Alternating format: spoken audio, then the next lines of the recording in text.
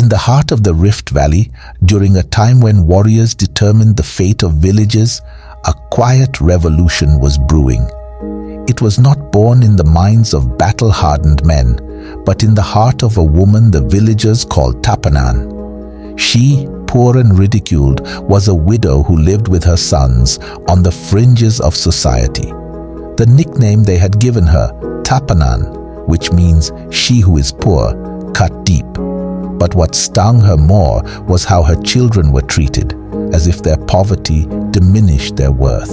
For generations, the Kalenjin people had ruled their lands with the might of their spears. The Muran, or warriors, roamed from Cherangani to Suswa, and no enemy dared challenge them.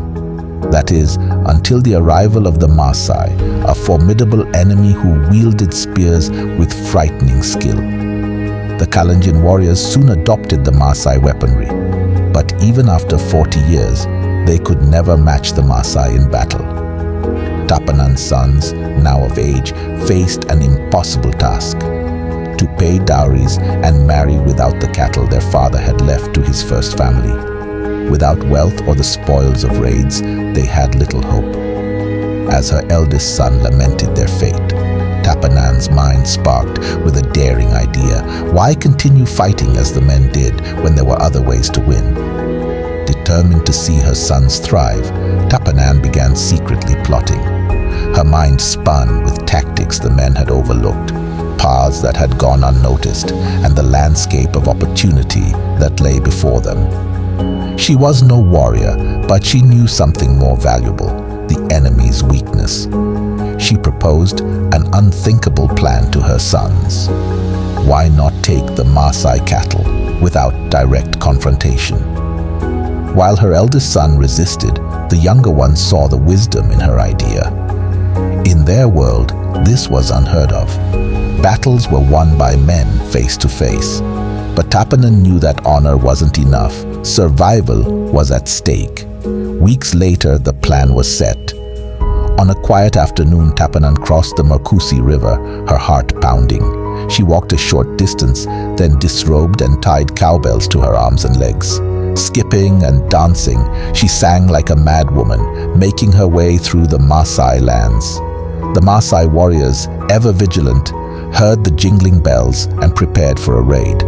They grabbed their spears and rushed towards the sound, only to find Tapanan, a laughing, dancing, bell-clad woman, seemingly out of her mind.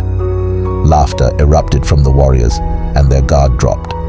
The tension eased, and for a few precious moments, they forgot about everything else. As the warriors laughed, Tapanan's sons, hiding in the nearby brush, moved swiftly. They rounded up the Maasai cattle and drove them into the hills, undetected. When the Maasai realized what had happened, they scrambled in confusion, but it was too late. A few loyal friends of Tapanan's sons launched arrows at the chasing warriors, forcing them into a retreat. The Maasai would not be reclaiming their cattle that day. With the stolen herd, Tapanan's family suddenly found themselves the wealthiest in the district. But she didn't stop there. In a twist of generosity, Tapanan called for a grand feast, inviting even those who had despised her and her family. She could have gloated, but instead, she embraced her newfound status as a leader with grace. Tapanan didn't only secure wealth for her family, she reshaped the future of the Kalenjin. The tactics she employed, using intelligence over brute force, spread throughout the community. Soon, her strategies were adopted by the Kalenjin warriors, and with time, they regained their ancestral lands from the Maasai. For her ingenuity and leadership, Tapanan was given a new name, Tapkendi, meaning she who leads. Her sons became known as the men of Tapkendi, bearing the name of a legacy rooted not in strength, but in strategy. The story of Tapkendi shows that strength isn't always about physical prowess. It can come from wit, wisdom, and daring to defy the norms. Tapkendi's courage not only uplifted her family, but changed the course of her people's history. Let her story inspire you to think outside the box, to take control of your destiny, even when the odds are stacked against you.